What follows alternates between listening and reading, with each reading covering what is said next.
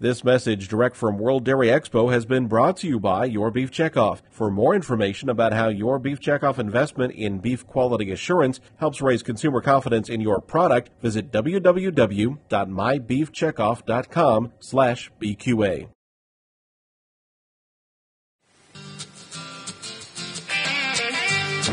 Welcome back to AgriTalk Online here at World Dairy Expo. Our panel discussion with Randy Geiger, a dairy producer from Wisconsin, a member of the Cattlemen's Beef Board, Dr. Dave Rhoda, retired veterinarian of 37 years and now a dairy science short course program instructor at the University of Wisconsin-Madison, a consultant, if you will, and Dr. Tom Strauss, a veterinarian and member of the Wisconsin Veterinary Board and a producer as well. Let's get back to the quality assurance programs. Dairy Beef Quality Assurance Program, Beef Quality Assurance Program, big part of that, best management practices. Dave, we'll start with you. The significance of the industry having these types of programs and why it is so important for producers to be involved in them. I think the significance is the fact that the grassroots producers are really developing the tools that their own industry needs. And so these programs are very valuable for us to use in the education out in the field. Like I said, with our dairies, they're quite diverse, and so the lesson is a little bit different in different areas. But we have several very good programs out here right now. We have the Dairy Beef Quality Program, which gives a lot of good information. The National Milk Association developed what's called the Farm Program, which is the farmers assuring responsible management. Sorry about that. You got it. That's good. I had to think a second what that. We use the word farm so much, but so these are great tools for going out to the farm, putting together, establishing the way we want to manage our animals, the programs we need to have in place for food quality and food safety. And so they are indeed good references. And I think both of them do eventually lead to certification programs where a farm actually is certified that they have completed a certain amount of work, and the farm program leads to a third-party certification where someone comes out and assures that what is being said is what's being done. So it is verified. Tom, I think a producer, especially one that's been in business a while, says, hey, I know what I'm doing. I've been doing this for a long time. It's always, continuing education is always important, but it's always good to see, can I do something better? Even if I've been doing it a long time, can I do it better? And what's the latest? Here are the best guidelines. That way, you give yourself some assurance that you're doing it the best way possible and confidence that you can then say to that consumer, that customer, hey, I've taken all of these steps. I'm doing everything I can to make sure I do it right. Yes, I think knowledge is power, so education is very important to make sure we train not only the farm owners but the employees that are on the farm doing the work. And we like to establish protocols and how to treat an animal, do a basic diagnosis, and understand actually if they are in over their head to make sure they contact their veterinarian and get a correct diagnosis on those cows, and then we can treat them appropriately.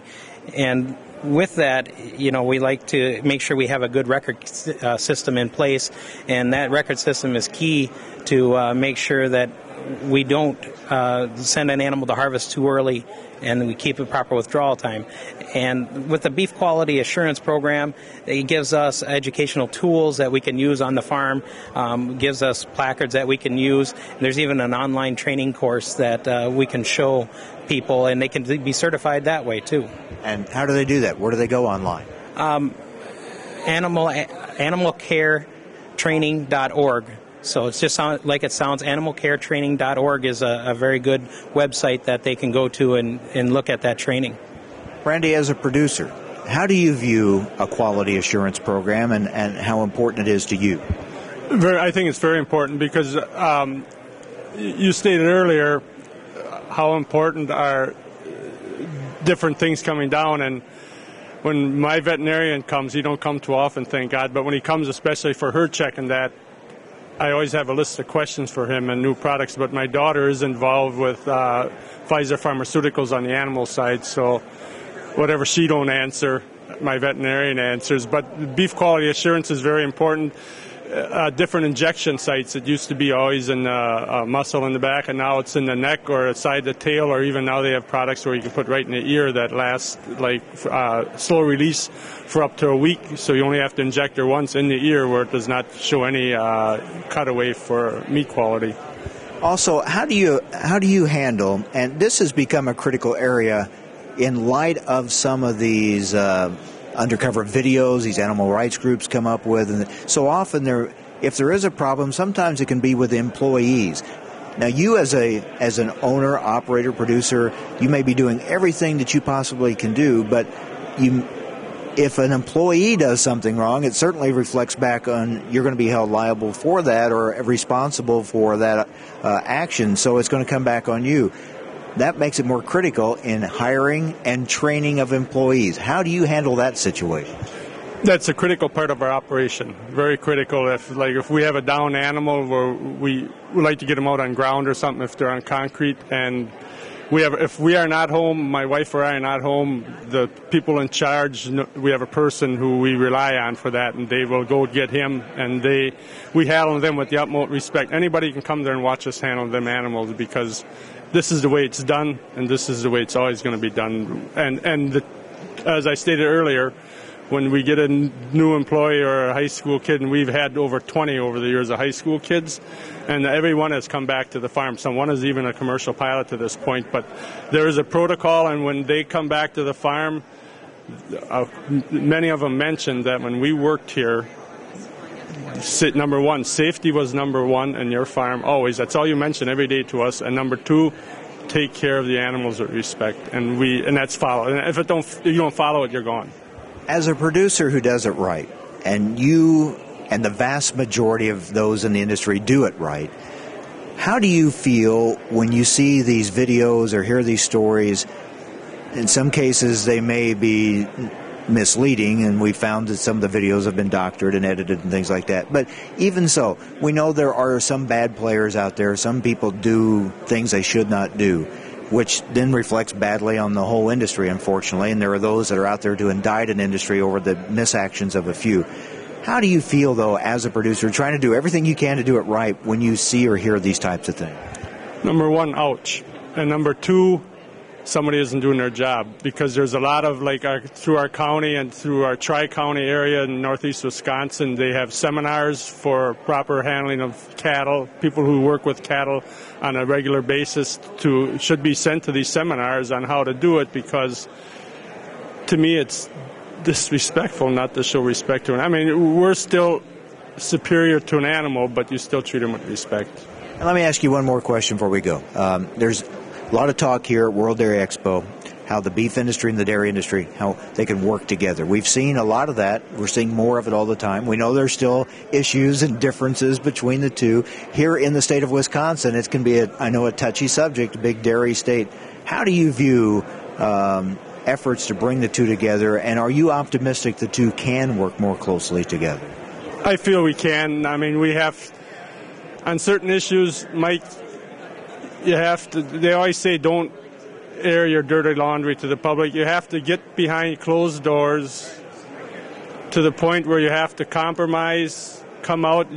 I may not like exactly what happened. The other team may not like exactly what happened. That's a good sign the problem is solved. And you have to, because consumer is king. Let's face it. And if we don't show a good face as producers and as a business, as dairy and beef producers, how are they going to take us? Dave, you've been in this business a long time, and here in this state, as you see the two industries working, can they work more closely together? I mean, how important is that for the two to be, for the common good, for both sides to succeed? Of course, they can always work better together than they do in the past. However, from the past, we already are working very closely together with a lot of allied industries. And I guess I don't want to call beef an allied industry so much as a partnership, but just like our national organization, American Association of Bovine Practitioners, we have both beef and dairy practitioners that work together. We're sitting in the National Beef booth and we're dairy talking here. So being cooperative in the food supply that impacts the beef is part of our mission. The dairy industry has always put milk number one, and probably always will put milk number one, because it's a food source that's harvested daily. But by the same token, meat is one of the foods that we do supply. And so while we have each of the industries putting together materials for us, we also have cooperation with them. And so for the past month, I've gone to quite a few meetings where both groups have been there talking about how do we put things together, how do we keep things working together, even though how we have to do it within the industry is slightly different. Tom, can us and them become we? It sure can, and it all stems to communication. There's a lot of different aspects that go into it. You have different motivating factors. Like Dave was saying, that milk is the primary motivator in the dairy industry. I mean, they sell it every day, and it's a larger proportion of their income. But they do have to understand that they do have an animal that goes to harvest at the end of her useful life. And that is a significant receipt on income side of the dairy industry. And we definitely want to keep a quality product that goes into the meat supply, because if they didn't have a good market for those animals, what would we do with them? I mean, there's not a lot of options for it. And Randy, when you look at some of the issues, the animal rights groups that are out there attacking the livestock industry, health concern, food safety concerns that consumers may have, I mean, these are common issues that affect both dairy and beef. Yes, they do, and we have to be, and the primary way we can is we tell our story, and we tell our story in a positive way. And if we can come out as one, the consumer will realize that we mean business, and we're here to protect them. And that's I feel our number one goal as a industry is to protect the food quality and give the consumer a safe, wholesome product. I often point out you need to identify who your real enemies are.